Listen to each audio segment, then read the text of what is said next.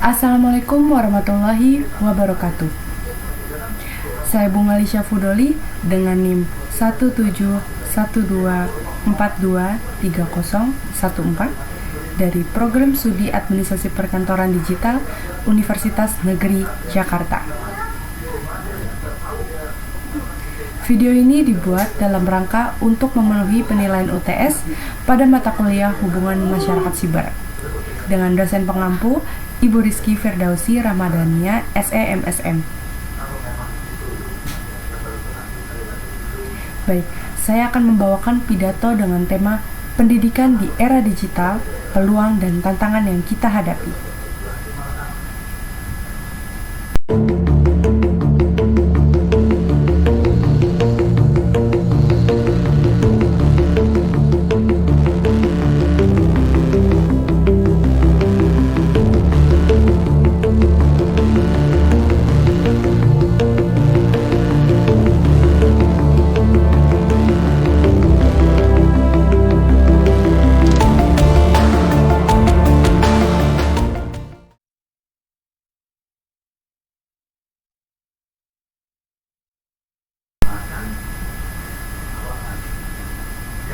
Assalamualaikum warahmatullahi wabarakatuh. Salam sejahtera bagi kita semua. Om Swastiastu, Namo Buddhaya, salam kebajikan. Yang saya hormati Ibu Rizky Firdausi Ramadhania, SE MSM, dan yang saya hormati para pendidik, pelajar, dan seluruh pemerhati pendidikan yang mungkin sedang menyaksikan video ini. Saya ucapkan terima kasih karena telah meluangkan waktu untuk menyimak sebuah refleksi penting tentang masa depan pendidikan kita. Saudara-saudari sekalian, hari ini kita hidup di tengah derasnya arus digitalisasi. Teknologi telah menyentuh hampir seluruh sendi kehidupan, tak terkecuali dunia pendidikan. Kita menyaksikan perubahan yang luar biasa dalam satu dekade terakhir. Dari mulai cara belajar, cara mengajar, bahkan cara berpikir generasi muda kini telah banyak bergeser. Di satu sisi, ini adalah peluang besar. Namun di sisi lain, ada tantangan yang tak kalah besar pula. Pertama, mari kita bicara tentang peluang. Digitalisasi membuka akses pendidikan yang lebih luas. Sekarang anak-anak di pelosok bisa belajar dari guru terbaik dunia melalui platform seperti YouTube, Google Classroom, atau aplikasi belajar daring lainnya. Buku bukan lagi satu-satunya sumber ilmu. Video, animasi, hingga simulasi interaktif telah menjadi alternatif yang lebih menarik dan mudah untuk dicerna. Kita juga melihat kemunculan pembelajaran berbasis artificial intelligence atau yang biasa disebut dengan AI yang bisa menyesuaikan materi dengan kebutuhan siswa secara individual. Ini luar biasa. Anak-anak tidak lagi harus belajar dengan kecepatan yang sama. Teknologi bisa membantu setiap siswa belajar dengan gaya dan ritme mereka masing-masing. Tapi disinilah juga letak tantangannya. Akses yang tidak merata menjadi isu utama. Tidak semua siswa di Indonesia ini memiliki perangkat digital yang layak. Dan gak semua wilayah juga punya koneksi internet yang stabil. Ketika sekolah-sekolah di kota sudah membiasakan learning management system dan kelas hybrid, tapi banyak anak-anak di daerah masih harus berjalan kaki berjam-jam hanya untuk mendapatkan sinyal.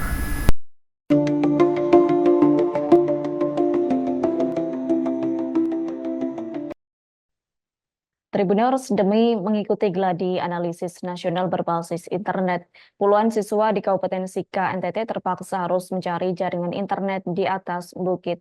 Adapun para siswa harus berjalan kaki hingga 1 km. Diketahui sebanyak 31 siswa kelas 8 di SMP Negeri Hingga di Desa Hingga, Kecamatan Talibura, Kabupaten Sika, NTT, mengikuti gladi bersih analis nasional berbasis komputer di atas Bukit Tobi, Kulubelek. Terkait hal itu, informasi selengkapnya akan disampaikan langsung oleh rekan wartawan Tribun Flores. Arnold Welianto, silakan untuk laporan lengkapnya. Ya, baik, dapat saya laporkan kondisi 31 siswa di SMP Negeri Kenya di Desa Ege, Kecamatan Talipura, Kabupaten Sika. Mereka terpaksa mengikuti gladi analisis nasional berbasis komputer di atas bukit dan menempuh perjalanan sekitar 1 kilometer karena di lokasi mereka tidak ada jaringan internet, sehingga mereka terpaksa harus menempuh perjalanan jauh untuk mengikuti gladi ANBK yang berlangsung selama 3 hari. Dan kondisi ini sudah terjadi memasuki 2 tahun terakhir yang dialami oleh para siswa di desa itu. Selain itu, kesulitan jaringan internet juga dialami bukan hanya siswa di SMP, tapi juga ada siswa di sekolah dasar dan juga kantor desa dan juga masyarakat setempat. Dan warga dan juga masyarakat saya berharap bantu memberi untuk membangun tower jaringan internet di desa itu. Demikian. Ya, karena kami ujian di atas bukit ini, karena sekolah kami tidak terlalu memiliki atau tidak terlalu menangkap jaringan, sehingga kami melanjutkan ANBK di sini.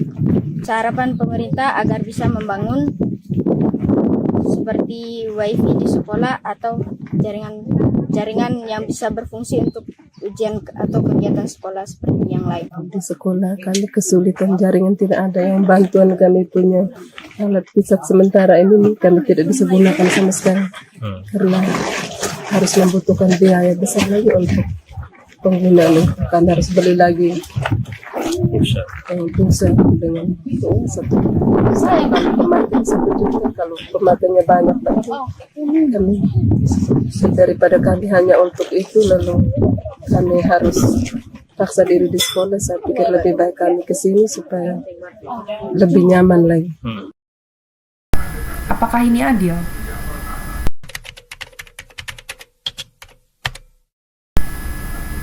Selain itu, kita juga menghadapi masalah ketergantungan terhadap teknologi.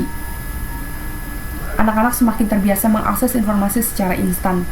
Namun sayangnya ini kerap tidak diiringi dengan kemampuan berpikir kritis. Budaya membacanya menurun. Informasi begitu banyak namun tidak semuanya benar. Literasi digital menjadi hal yang mendesak. Belum lagi kesehatan mental siswa juga menjadi sorotan. Sistem pendidikan kita ini masih banyak yang menuntut hasil, bukan proses. Anak-anak dibebani tugas, target nilai, dan tekanan dari sistem evaluasi yang belum tentu adil. Ketika dipadukan dengan isolasi sosial saat pandemi dan ketergantungan pada layar, maka wajar jika banyak siswa yang mengalami stres, kecemasan, bahkan depresi. Lalu, apa yang bisa kita lakukan? Pertama, kita perlu kembali ke nilai dasar pendidikan, mendidik manusia seutuhnya, bukan sekedar mengejar nilai, ranking, atau prestasi akademik, tapi juga membentuk karakter, empati, dan semangat belajar sepanjang hayat. Kedua, pemerintah, sekolah, dan masyarakat itu harus bekerja sama untuk mengatasi kesenjangan akses. Jadi bukan hanya membangun infrastruktur internet, tapi juga pelatihan bagi guru dan orang tua agar bisa mendampingi anak-anaknya secara optimal dalam belajar daring maupun luring. Ketiga, literasi digital harus menjadi kurikulum wajib. Bukan sekedar tahu cara menggunakan aplikasi, tapi juga tahu cara memilah informasi, berpikir kritis, serta menggunakan teknologi secara sehat dan bertanggung jawab. Dan terakhir, mari kita ubah paradigma. Pendidikan bukanlah perlombaan, tetapi proses pembentukan diri. Mari hentikan budaya membanding-bandingkan anak, karena setiap anak itu unik dengan kelebihan dan kelemahannya sendiri. Jadi tugas kita itu bukan membuat mereka sama, tapi membantu mereka menemukan dan mengembangkan potensi terbaiknya. Saudara-saudari sekalian, pendidikan bukanlah tanggung jawab satu pihak. Ini adalah kerja kolektif kita semua. Setiap guru yang mengajar dengan hati, setiap orang tua yang sabar mendampingi anak-anaknya belajar, setiap siswa yang semangat meski dengan keterbatasan. Semuanya adalah pahlawan dalam senyap. Mari kita terus bergerak, belajar dan berbenah, karena masa depan bangsa ini sangat ditentukan oleh apa yang kita tanamkan hari ini. Di dalam ruang kelas, di dalam keluarga, dan di dalam hati setiap anak Indonesia. Sekian dari saya. Terima kasih. Wassalamualaikum warahmatullahi wabarakatuh.